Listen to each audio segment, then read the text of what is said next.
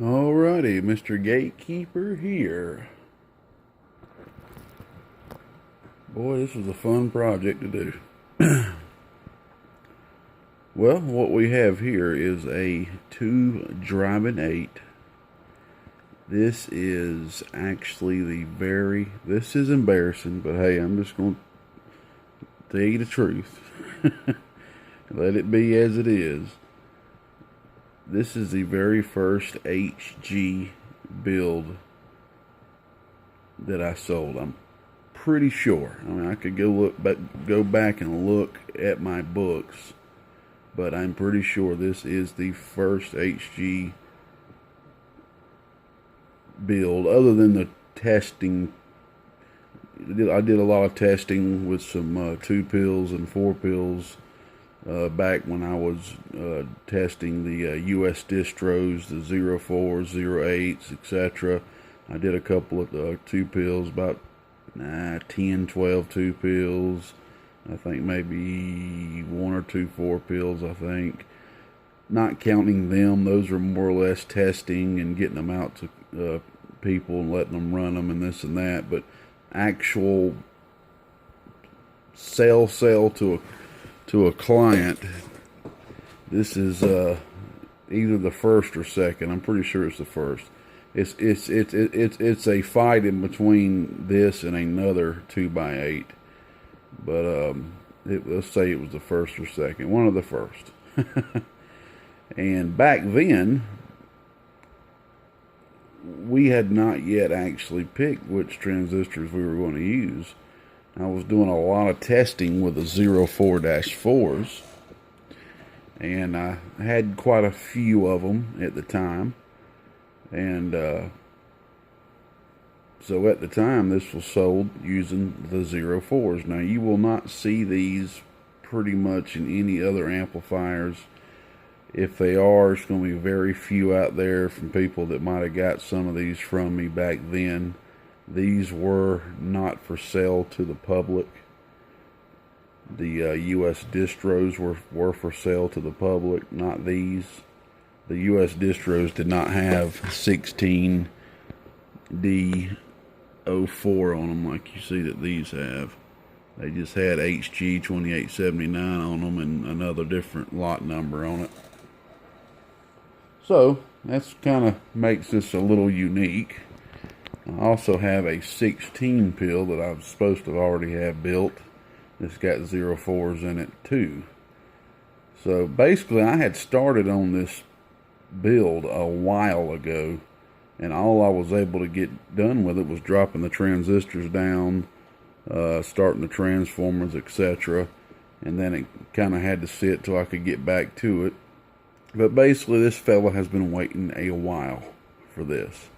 And it's very embarrassing, as a lot of y'all probably already know. I won't bore you with all the information, but Mr. Gatekeeper took on way too much work. And I know other builders I've talked to that's made the same mistake. Back around 2 years ago, about a year and 8 months to 2 years ago or so, my business just started just rocking and rolling. Let's just put it that way.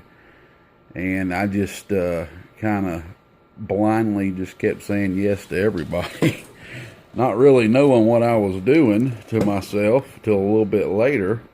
And then back late July, I finally did the smart thing and quit taking in any builds, and only taking in repairs if it was a special situation. So I've pretty much quit taking in work since late July. So I'm working as hard as I can to get caught up. So this poor fella right here had waited a while for this, and I'm very thankful that he hung in there with me. I know he's happy now. I added a couple of features to this because of the weight. I'm also going to be doing some stuff for him because of the weight. I always try to compensate for situations like this where it took a lot longer than anticipated. But I got this bad boy done, and I'm happy with it.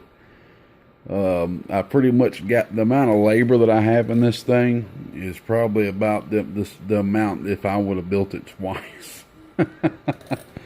Because the way that I was building this first, and you'll notice there's a little copper pad right here.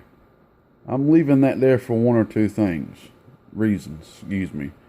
One reason is it's glued down, so I don't want to pull it up. To me, it'd look better just leaving it there instead of having dried glue there and everything.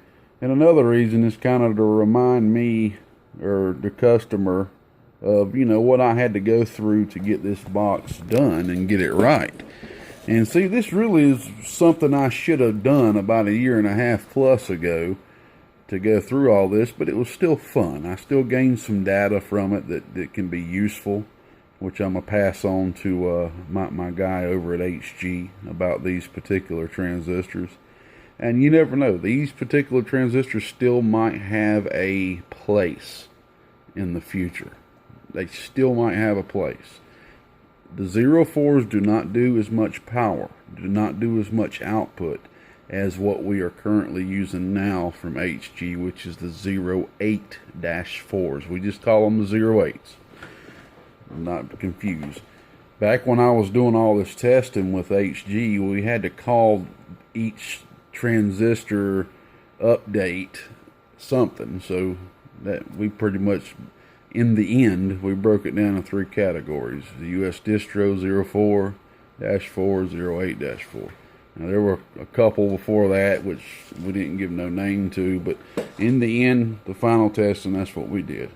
So basically, I started building this the same way that I've built all of my other 8 transistor amplifiers in the past, which is more of the old school method of basically, that's why this is here.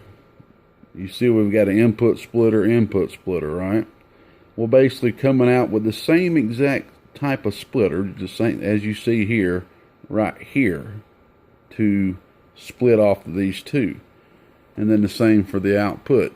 Now, when I did that style, I was not happy with the amount of output that I was getting, and I had a massive amount of reflect on my input. The output was fine. The output looked great, but I had almost 2 watts, 2.5 watts of input reflect, and I could not get it down. I could not. I tried multiple things. I even added a dang coil to it, playing around with a coil and stuff. I just was not seeing a 50 ohm input into right there at the main splitter. So I talked to a guy or two that gave me some advice, and say, hey, you might as well try to do it this way with L circuits, which is what you see here. This is the first time that I have ever implemented this type of circuit. And this is basically what you're going to see from about all the guys right now. X-Force, Fat Boy, BBI, Dave made. This is, from what I understand, this style of impedance matching, this type of network that you see here, which I'm calling an L network. You know, you can call it an LC network as well, but I'm kind of sticking with just calling it an L network myself. It's just an impedance matching network, and it's just a certain style. And Dave started this, from what I understand, so everybody kind of flourished from there. And I had just never implemented this style of network yet. So that it's been fun. It's been a fun experience doing it. And luckily I wrapped these inductors and spread them apart just perfectly for it to be a good match. And I didn't have to change the inductors at all. So it was pretty cool. So it was fun. So basically, after I did that, I had to change the wraps, because I was going with a 4-and-4 wrap ratio, which is what I've done with the last 4, 5, 8 pills that I've done. And I had to change all the combiners. I had 20 gauge. I ain't gonna get into all of it, but I basically had to halfway strip the box back down and do what you see now. So, and I was hoping that was going to fix the issue for these particular transistors, and it did. Now, I like to remind you before I show what this bad boy is doing, these are not giving the same amount of output that the 08s would be given, but it's still working well. It's still working well. Don't get me wrong. It is still working well. All right, well, let's move on here, and I'll kind of just go through the features of it. So basically, this is a staged amplifier, which my buddy asked for. Okay. Sorry about this. I've already hooked the fans up, and I got them. I normally wouldn't even hook them up yet, but I got them hooked up so I can show you a neat little function I'd been wanting to try with a staged box I hadn't done before. So basically, you're going to see I don't got any labels made out for 2 pill, 8 pill, 1 pill, 4 pill, whatever for the stage. So I just put on and on. Okay, so you're just going to have to remember that the first switch is going to be your 2 pill. It's going to be pretty easy to remember, starting off small. So that's your 2 pill. Okay. The second switch is your 8 pill section. All right. The third switch is your preamp, which does have an invert circuit built into it, so you can run your preamp, as you see, with the amplifier off. Okay. It does have an invert circuit built in to bypass the preamp itself. I'll go ahead and demonstrate that now and show you the pass-through of the box. Now you can just kind of listen to it and hear it clicking. Alright, I'm keying, unkeying. Alright, and the reason you hear that little delay in there is just in case you're on sideband. Okay, ain't no sense in adding another switch just for that. So,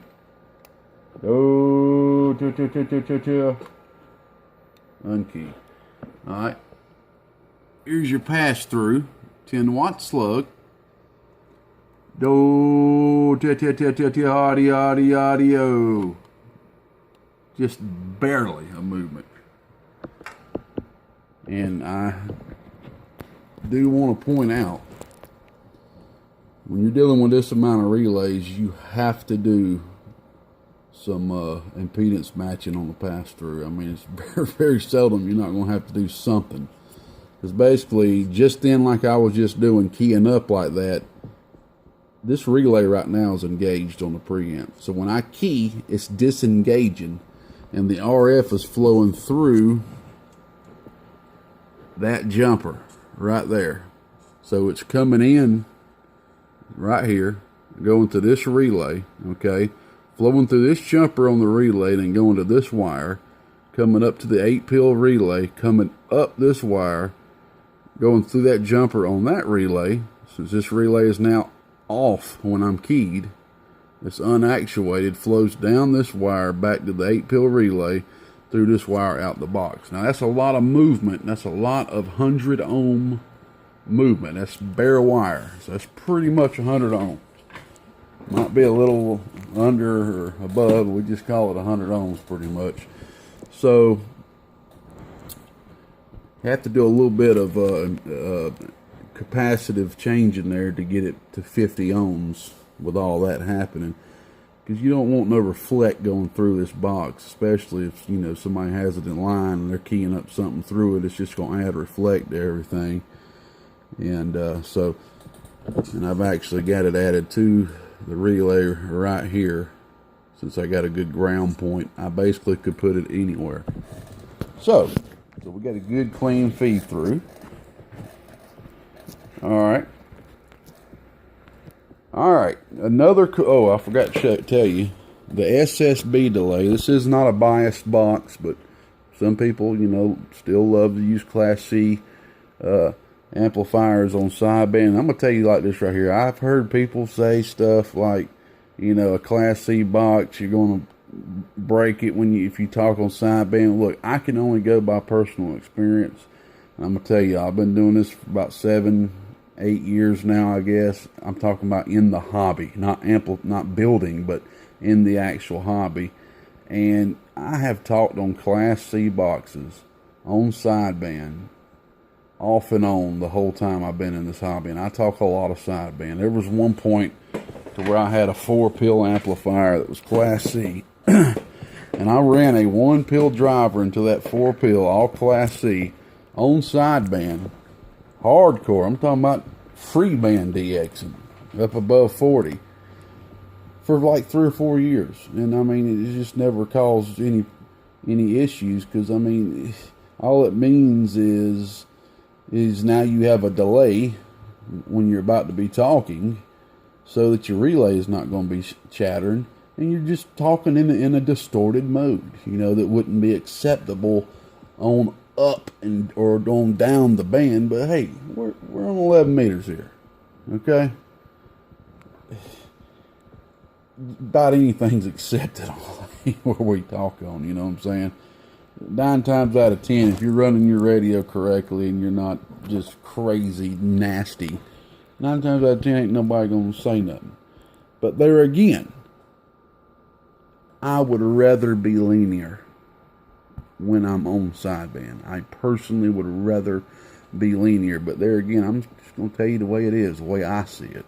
And, you know, people ain't gonna agree with that, but hey, that's just, everybody's entitled to their own opinion. So anyway, there's your SSB delay, okay? I'm already 16 minutes into this, ain't even started yet. I apologize that, y'all. So basically, since we're dealing with 2 different relays here, I always like to use a dual pole double throw switch when I'm adding SSB delay, so I can separate them. It just makes me feel a little bit better. So if you're just on the 2-pill section or just on the 8-pill section, you know, they've got their own separate delay caps, which is down there. Okay, so it's separated, and there's not one cap for both relays, etc., etc. So it'd be, you know, just like they were in separate boxes. They've got their own separate delays. All right, so we're just going to start off and with the 2-pill section. Now I do have this hooked up on my unregged little servo supply right now, because with me being so backed up, working so much, I'm talking about 14 hours a day bare minimum, and like there was 2 days last week I worked 18 hours. Nobody should have to work that long, but sometimes I'm just in that groove to where I can do it. And you know, I told myself back in July, when I really got down to business, that old Gatekeeper ain't gonna have much of a life outside of this in my family until I get called up, and that's just gonna be the way it is. And hey, I've learned my lesson, y'all, and I will never allow myself to get this deeply backed up ever again. But I cannot fully apply that completely until I'm completely caught up. Even if you understand what I'm saying, I can't fully apply what I've learned until I'm completely caught up. But hey, I'm hanging in there and getting it done. I'm just glad I got this bad boy done right here. Alright, so we're going to be starting off with the 2 2290s. Now the 2290s in here are 08. These were, you know, added when I started back the build. I think I may have tested a few 04 2290s. They were not that good. They were not that good at all. So we do have 08 2290s. It might have been better to use some 2879s as a driver for this box, but hey, you can turn this driver on and off if you want to use an external driver, which I am going to do in the video. I haven't even tried it yet, so it's just going to be, you know, on the fly. I'm going to hook up the 1446 2-pill I got over here. Alright, my battery's shot in my phone, y'all, so I got to leave it plugged up. I have to go through about 3 batteries a year with this thing. It's now shot again. And the cool little feature I'm going to show with the fan, I probably will wait. Well, I'll go ahead and show it now, actually. Alright. Since the fan is not plugged up, since the fan is not mounted on the case, I need to give it a ground. That's just the way I have this particular fan set up right here. A lot of times I will run 2 wires down, but this particular setup, I've got it to where the case is being grounded. Okay, so The way that I had the fan set up is like this, which I've wanted to do this before, but I never got around to doing it. I'm going to write down a little circuit diagram since I've never done this before. I always do that. I've got small books stacked up like that thick. I think I've showed it before, but I ain't going to stretch out there and grab it. So, when you turn the 2-pill section on, only one fan of the 4 is going to come on. Okay? Because if you're just sitting there talking on your 2-pill, you don't need all 4 fans blasting. You know what I'm saying? One fan is going to be adequate to keep the heat sink cool when you're just talking on 2 transistors. Now, the little issue I had was when I then flip over to the 8-pill section with the 2-pill section off, only 3 of the fans were on. You know, I'm using diodes to control all this, basically to block DC voltage, etc. You know, tell it to go here, to stop here, da-da-da. So I'm having to use multi-levels of diodes to do this. And you can basically see the diode sitting on the front right there. I didn't have to really use that big of diodes, but hey, bigger the better at a certain time. There ain't nothing wrong with some overkill. So I didn't want that. I didn't want it, you know, if you had the 8-pill on and you're using the external driver, you need all 4 fans. That's the way I looked at it. So I had to implement some more diodes, another diode stage right here by the switches, which I'd never done before, but it's, you know, simple circuitry. So I thought that was really cool. So basically, I'm going to turn the 2-pill section on now. And as you see, this fan over here turns on. Okay. Now I'm going to turn the 8-pill section on. And as you see, the remaining 3 will come on. Okay. I'm going to turn the 2-pill section back off. You can see the LEDs over here. I'm going to turn the preamp off. You see the LEDs down here. I'm going to turn the 2-pill section off. Okay. And you'll see the 4 are still spinning. So I thought that was a neat little feature there. You know, it definitely ain't nothing you gotta have or nothing, but some people just wouldn't turn the fan on if you're on the 2-pill section since it's on such a big heat sink. I mean, the 2-pill is on a heat sink, but here's one thing you got to think about. The 2-pill is sitting over here on the end of the heat sink, okay? It's not going to disperse heat equally like it would if it was sitting in the middle. So the heat is going to kind of stay around this the end of the heat sink right here. So it's good to have some air still blowing that heat down this direction out the back of the box. So I'll go ahead and turn that off.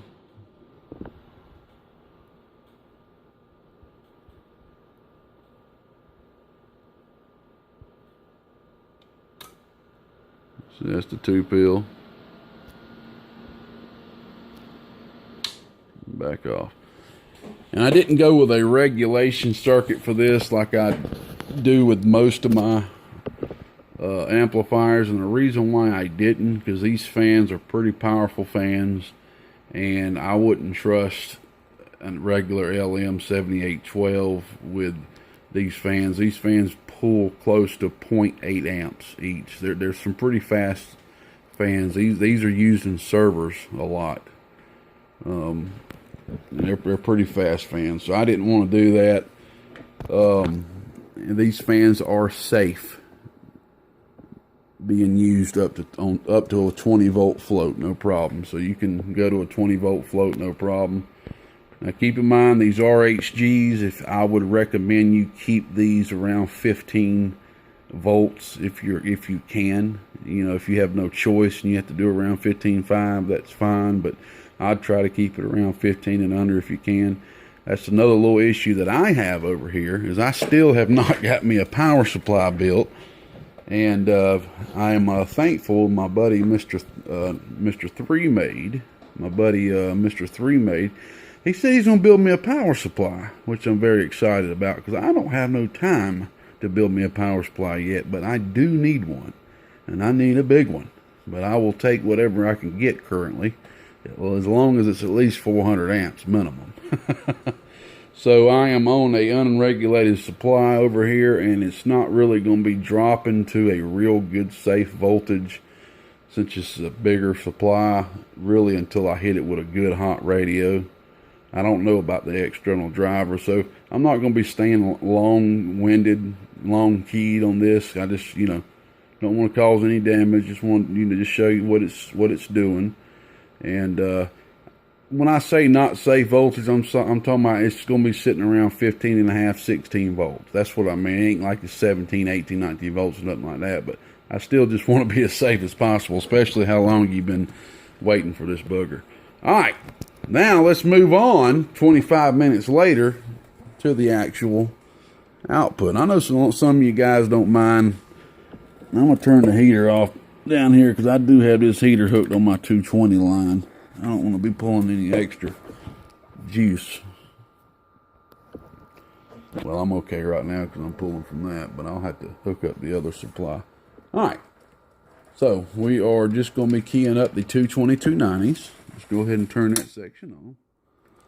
All right, we got the 1000 watt slug in.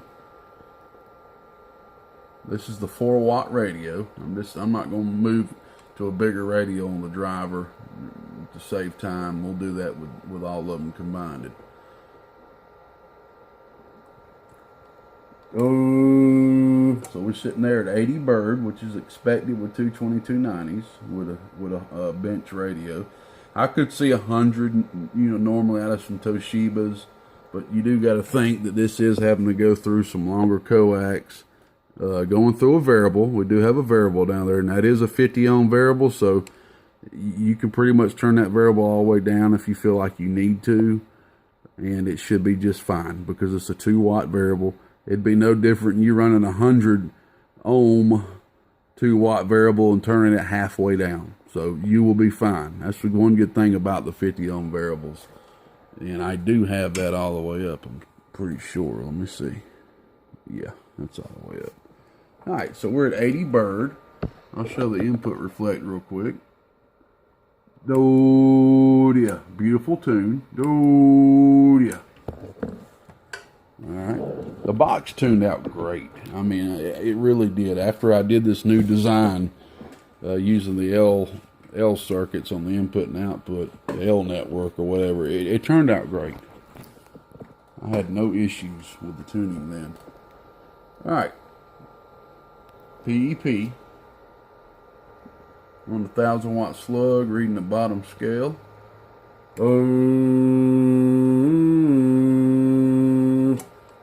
Right about 280 watts PEP.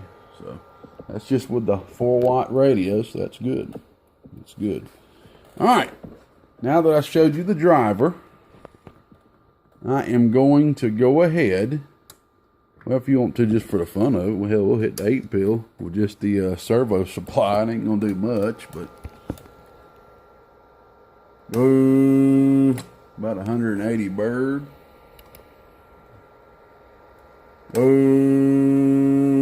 Wow, about 580 watts peak. That's just driving 4 watts. See, I don't have the 2-pill section on. That's just driving 4 watts into the 8. So that's pretty cool. I would not dare key to 2x8 on that. That supply is like no bigger than like 60 amps. I think it's only doing like 50 amps, honestly. Alright, so I'm going to press pause, and I'll be right back. I'm going to hook up the big supply. It's supposed to be a 400 amp supply, but I honestly think it's just a 200 amp supply. But anyway, I'll be right back. Alrighty. Alright, I got the big supply hooked up. Got the alligator clips hooked up. We're floating at 19 volts. I got a little voltmeter over there. It's going to be kind of hard to see it without zooming in like that. Alright. So we're just going to be hitting it with a 4-watt radio. Okay.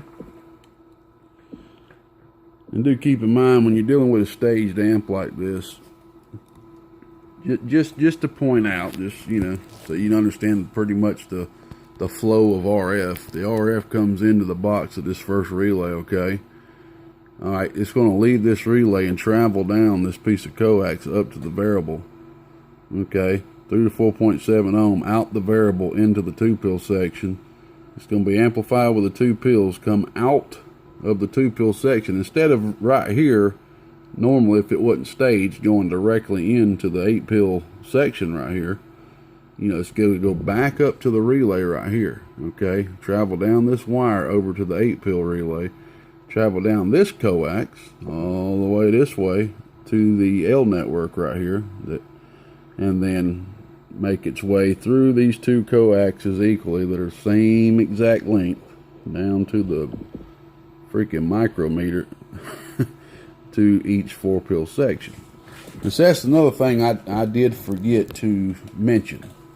Another thing that I had to do, I can't believe I forgot to mention this, but anyway, another thing that I had to do, since I had never built an 8-pill with these transistors, and it has been a while since I built a 4-pill with these transistors. I think I only built one 4-pill back when I was testing with these. I basically had to build, you know, each 4-pill section as you see here, and I had to take one of the 4-pill sections and basically run jumpers and bypass the relay and everything, and basically, you know, tune the 4-pill section on the input and then tune the output. And this time I wrote everything down, which I should have done the first time I'd done this, and so I can know what these are going to be tuning out to, so I can put the loads down for each of them. So that's something I had to do beforehand, because I had no idea what the input capacitor is going to be or the output. And, you know, just for information, for example, the input tuned out to around 190, I believe it was, and the output was pretty high. It tuned out around 170, which is very normal for these transistors. I do remember that the output tuned pretty high for these, and they tuned out beautiful. Like, I couldn't believe how beautiful they actually tuned out. I mean, I was able to tune pretty much virtually all the reflect out of the output and the input of each 4-pill section, which was pretty cool. So that was cool. I just wanted to kind of add that in there. That's another thing I had to do when I built this. You know, I had to kind of go step by step with it. All right. This is the 4-watt radio, so I just explained all that just to let you know there is loss through those cables, okay? So, you know, if you didn't have all the staging in there, you know, whenever you get more functionality, usually there's a trade-off. Whenever you get more functionality to amplifiers, especially if it's a modification anywhere where RF's going to be traveling, there's always a little dB loss trade-off, let's put it that way. All right.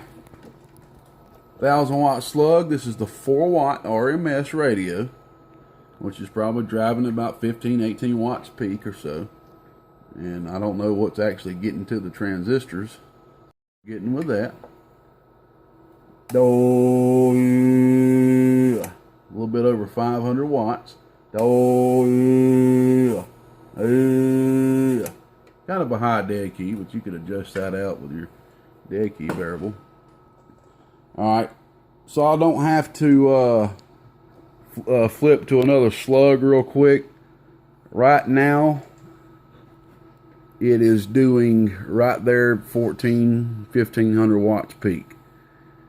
You're not really going to see that much of an increase as I move on to my hotter radios, because we're just going to be giving it more RMS output. So,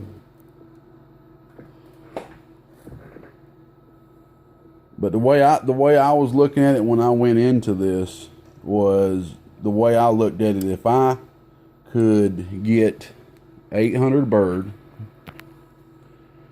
and 1,500 watts out of these 04-4s, I will be happy. And I'm happy, because I had no problem getting that out of it. So, to me, it was a success. Alright, so right now, I am going to go ahead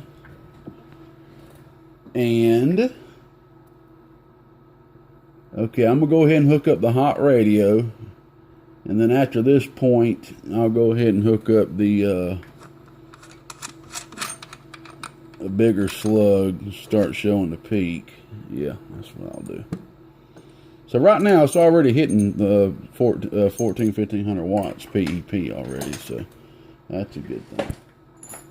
Alright, I'll just stay on, keep it recording while I'm hooking this up. We're going to go all the way to the hot radio with this just for the fun of it. Because really, man, the voltage don't drop to where I would like it to really until I hit it with the hot radio. That's why I got to get me a regulated supply pretty quickly. Alright. I talked on this thing a good bit earlier. And it was staying really good and cool. I was talking with the bench radio with it, but it was staying good and cool, man. Barely warmed up at all, and I'm sitting there hammering on it. Alright, let's turn that off. Turn the hot radio on. Maybe I should have pressed pause. I gotta hook the mic up now. Screw it in so it won't pull out. Alright. Alrighty. Let me turn the box back on. I did turn it off. Alright, so we got the hot radio hooked up, so we're going to be driving 8 watts RMS. Is it recording still? Yeah. 8 watts RMS. Okay. And that yields us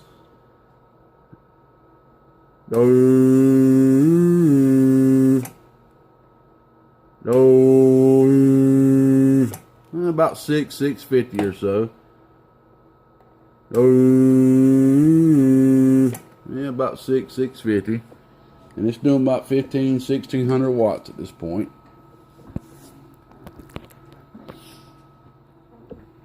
It was doing 700 earlier,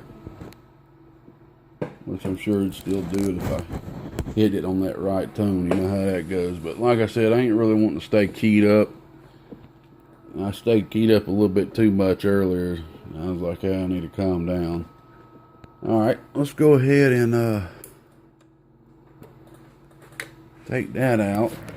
I guess I could have done this earlier. I just don't want to be switching these slugs back and forth, back and forth. Alright, where's my 2500 watt slug? There it is. There it is. Alright. Alright. 2500 watt slug.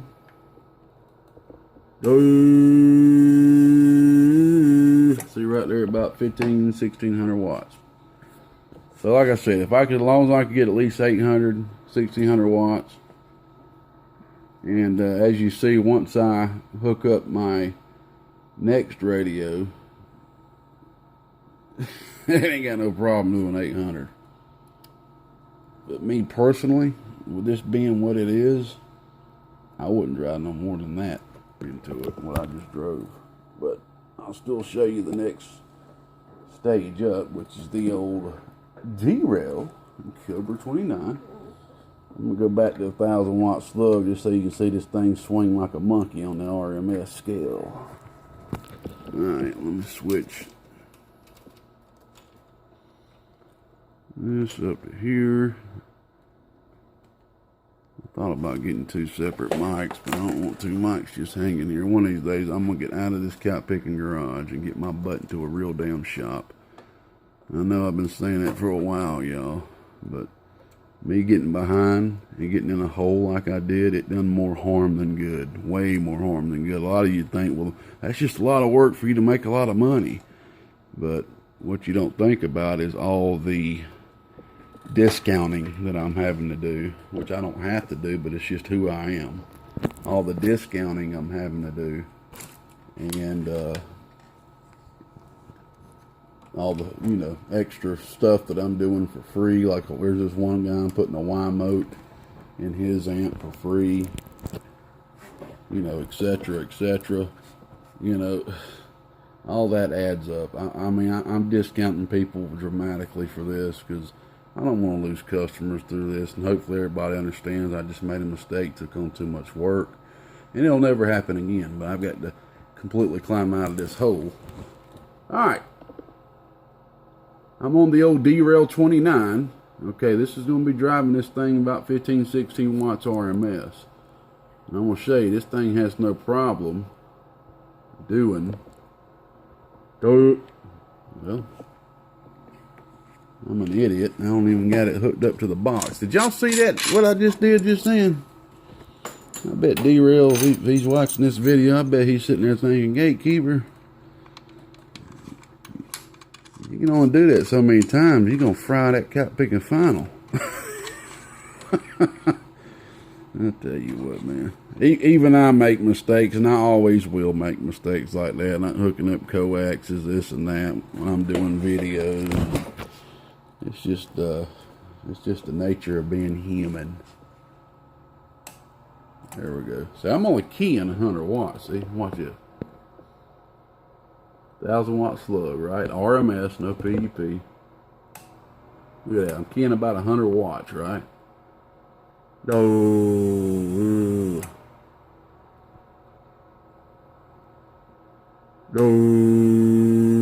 oh, it was doing over 1,000 earlier. But there again,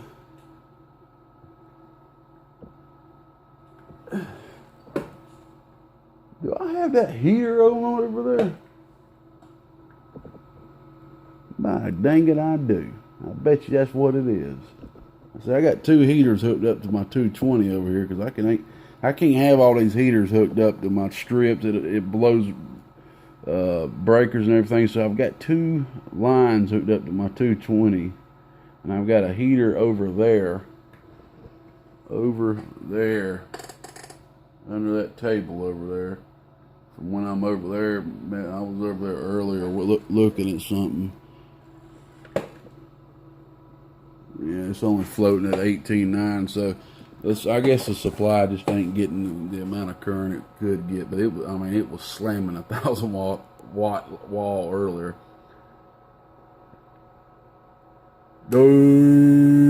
Just like that. That's pretty much 1,000 watts RMS. 100 right there, about 100 watt dead key. Almost 1,000. I'm happy with that. I wouldn't drive it like that. Like I said, these are the 08 or 04s, 04-4s. I was happy to see them doing 1,000 bird, even driving it that hard. I was still happy to see it. But, brother, if these were the 08s, I wouldn't be happy. I wouldn't be happy. If these were the 08s, I would be hitting 1,000 bird, hitting it with a hot radio. I'm pretty much promise you that. I would be right there about hitting 1,000 bird with the hot radio. And when I hooked up the D-Rail radio, it should be doing over 1,200 bird or so. But hey man, you're gonna have some good gain. To be honest with you, the difference from these and 08s, when you look at actual gain figures, you're not gonna notice a difference. You know, if you had two of these amps sitting side by side, one had 08-4s, one had these right here, the 04s in it. Actual gain figures, you're not gonna really notice any difference out there in skip land, because you have to double your output to have a noticeable difference on the other end. So if this box was doing, let's say for example, on the low side 700 bird, 1,500 watts peak, just to say, and let's say this other one over here is doing let's say 1,000 bird, let's say 2,000 watts peak, okay, that's only 500 watts difference peak, and 200-300 watts different RMS. Nobody's even going to know the difference on the other side. So when you kind of look at things like that and kind of condition yourself like that to not, be a slave to the meter, this meter is for reference. You know what I'm saying? All that's letting you know is that's the wattage this amplifier is pulling. So there you go, bud. I'm going to go ahead and get the top put on this thing, man, and get the screws on it. And, hell, I'll press pause while I'm doing that. I'm going to fire up some heaters over here. And I say it was a success, man. For what these transistors do, I'm happy. I'm happy with the results. I would have been real happy to be able to see 800 watts just hitting it with a smaller radio. but as long as I've seen the 1500 watts peak, it shows me the transistors are doing what they do need, because there is a relationship there with peak and RMS. You know, a lot of people don't quite understand that yet when it comes to this type stuff. A lot of people just look at the RMS, which is no problem at all, or the average, shall I say, if you want to be proper. And there ain't no problem with that at all. Absolutely not at all. But it is good. I believe it's really good to see both sides of the spectrum, and it will give you more of a letting you know if it's where it needs to be. Like, for example, if the thing's doing 400 bird, okay, but it's doing 2000 watt peak, something's wrong there. Unless it's like a tube type amp, some old glass tube or something like that. But if it's a transistor box, you know, doing 400 bird and doing 2000 peak, something's wrong.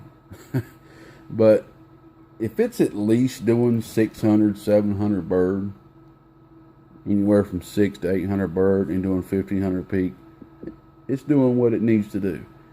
All that means at that point, it just needs more RMS drive to get the RMS levels up. Some amplifiers will give you higher RMS. Now, the majority of it has to do with the radio. I'm sure a lot of people watching this understands that when I'm sitting here just shaking the camera while I'm talking. Oh, seasickness. But a lot of it has to do, the majority of it has to do with the radio. But the amplifier itself, I've noticed, some amps will give you higher RMS output with lower drive than others.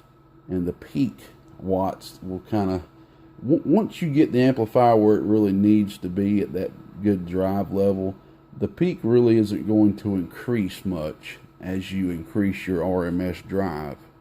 And that's something I had to kind of learn, as I got into this more, because I kind of thought it would be different. Now, don't get me wrong, if you're at a certain level of driving and the amplifier has a lot more headroom to go, you will see the peak keep increasing. But once you get to this certain point, your RMS is going to increase and keep increasing, because your peak is going pretty much already where it's going to be. And it's pretty crazy how all that works. Me personally, I just like to have a specific relationship. Now, I know you were asking, oh, you know what I forgot to do, I hadn't done yet, is hooking up an external driver. Let me get the top put on this thing, man. I'm going to hook up an external driver. I know you were asking me how much is too much drive. If you don't mind, I'm going to light me up a goddamn celebration cigarette here. I am ventilated out here, by the way. All the people out there wanting to hate on me for having a bad habit, which I do know that I have. You're wanting to know how much can you drive into it, and how much is too much, and dead key, and all this and that. Alright. I know you've heard the 1/4 rule. Everybody's heard the 1/4 rule. To be completely technical, the 1/4 rule really needs to be done with an oscilloscope. But since we're talking about meters here and there and all this and that, the 1/4 rule applies to average RMS, or average reading watt meter. Okay, not peak. If you do 1/4 for peak, you could mess yourself up. Meaning, if I have an amplifier that's doing 400 watts RMS, swing, or dead key, whatever you want to look at it, swing's what I mean, not dead key. If it's doing 400 watts swinging, okay, if you do a 1/4 of that of a dead key, you're in a good shape. You're in a good place to be. So if you dead key 100 watts and swing up to 400, that's 1/4. You see what I'm saying? And I like to stay with that. If you want to feel, if you want to get out there and get on the mall, and when Skip's rolling real good and up your dead key to 200 and swing 400, you can do that too if you want to. But I like to stay right there at the 1/4. So if you're doing 800 watts RMS, 200 watt dead key. But I like to sit there and think about the range, 150 watts to 250 watt dead key, swinging 800. You see what I'm saying? If you stay in that range, it don't matter how much you dead key with your radio. Dead key whatever you have to get to that 1/4 range. Because if you go by peak watts, you could be sitting there dead keying. Let's say, okay, if you go by peak watts, let's say you're peaking 2,000 watts. If you do 1/4 of 2,000 watts, you could be swinging backwards on your RMS meter and you wouldn't even know it because you're looking at a peak meter.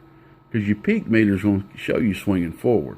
And you're going to keep swinging forward on the peak meter while you're sitting there swinging backwards on an average reading watt meter. And you're saturating your transistors and you don't even know it. And a big portion of your signal is actually being cut off and you're losing information that way, clarity. That's how you get distorted. So you want to look at an average reading watt meter and see what truly is going on when it comes to that, when you're setting everything up. So you dead key whatever you have to, and the way I look at it is that variable on the front is there for you if you need, if you can only go so far with your radio. Meaning, if you have a radio with a dead key variable, it's best to adjust your dead key with that, because that's the first source. That's the source right there at the beginning. But I understand some people don't have dead key, where they can adjust their dead key, RF power knobs, etc. So at that point, that variable is going to become something good to use. You're not going to have complete control over your output with that variable. It's going to give you a little bit of control because it's going to be attenuating your signal that you're putting into the box. And so I hope that little bit of information helps. So, all right, so I'm going to go ahead and put the top on this bad boy and hit it with that external driver. I'm going to get my butt in the bed because Thanksgiving is already now. Probably dang 4 o'clock in the morning right now. All right, I'll be back.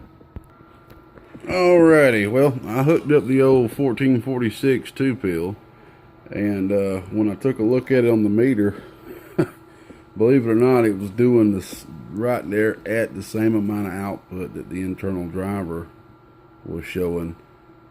Maybe a little bit more, but I mean, it was like right there identical. But it is driving the 8-pill a little bit better, a little bit harder. I'm able to get close to 800 bird hitting it with the hot radio. With the bench radio, it was doing about 50 more bird than it was doing before. Not too much more, but with the hot radio, it is performing a lot better. So, it gives you a lot of different combinations, being able to delete the driver circuit out. I really ain't no need really to hook the big radio up to this. It's probably going to do 1200 bird, but there really ain't no need to show all that. All right, so basically this is putting about 100. Here, I'll show you exactly what it's putting into it. Because it really don't matter what the radio is doing, really. It matters about what the amplifier is doing. So, it is doing about 110 watts, 110, 120 maybe at the most, RMS. Alright, I'm going to turn the 8-pill on. Always be careful, never drive it with the driver on, okay? Alright, 1000 watt slug, two 1446s with the hot radio, 8 watts RMS driving into the 1446s. 800 bird, my friend. What's this thing talking though? What's it talking? So that's pretty cool, man. That's pretty cool. So I got to see 800 bird hitting it with a hot radio with an external driver. So that lets you know, man, you really wouldn't have went wrong putting two 2879s in here as a driver. But there again, run it easy. Ain't nothing wrong with having the 2290s in there as a driver. You gotta run it to see that extra 100 bird, 200 bird out of it. So let's go ahead and shut everything down. This is a long video, so I apologize about that. I've been blabbing my mouth so much,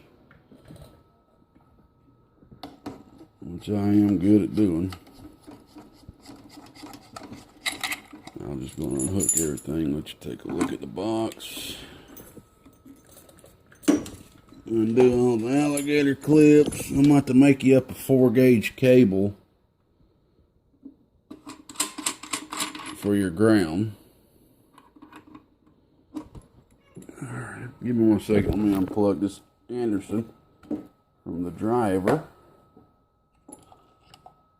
So bad boys done me well, man. This thing ain't got a bit of reflect on the input and output. That's why I use it.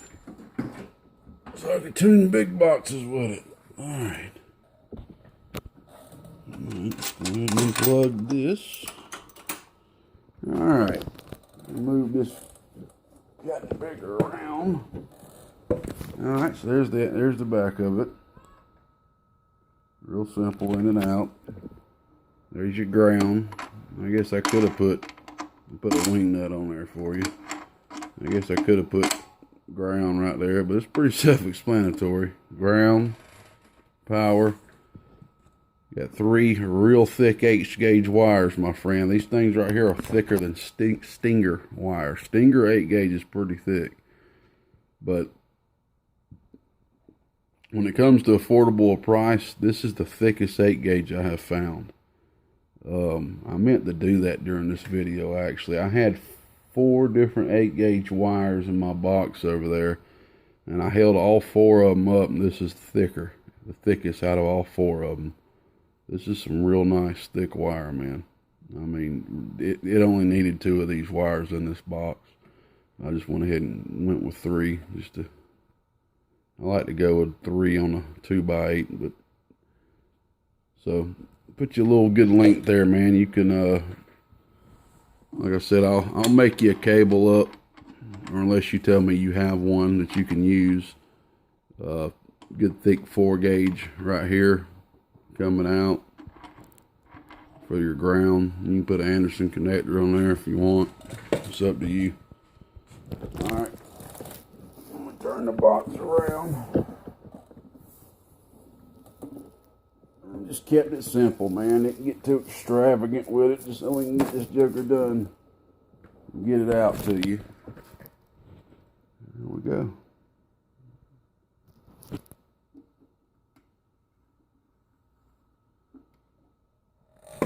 Get you some of them AC Infinity fan grills. I thought they looked pretty smooth on there, man. I like them black fan grills. So there you go, man. Just remember, 2-pill section on and off, 8-pill on and off, preamp with invert circuits. You can use it with the box off. So there you go, bud. Thanks for hanging in there with me, man. I know you'll be glad to get this joker. We're going on 58 minutes. I cannot believe that I took that much time out of whoever's life is watching this. But if someone did sit through this whole 58, almost getting on 59-minute video, I want to thank you for hanging out with me for 58 minutes and 25, 26, 27 seconds. God bless 73s and everybody else that's out there waiting. Just hold on as strong as you can. Just humble yourself. I'm working as hard as my physical body will allow the old GK to work. I promise you. I'm working harder than I really should be. It's affecting me in a lot of negative ways, but I just want to get it done. Hit a big reset button. We got a lot of LD MOS stuff coming that I'm very excited about, but I got to get a little bit more caught up so I can get that completely developed. LD MOS, buddy. Whew, some amazing technology. Definitely ain't the first to it, but I'm just glad I was able to jump on the wave on my surfboard. Old Gatekeeper out here around the northeast end of Georgia. 59 minutes and 24 seconds. Bye-bye.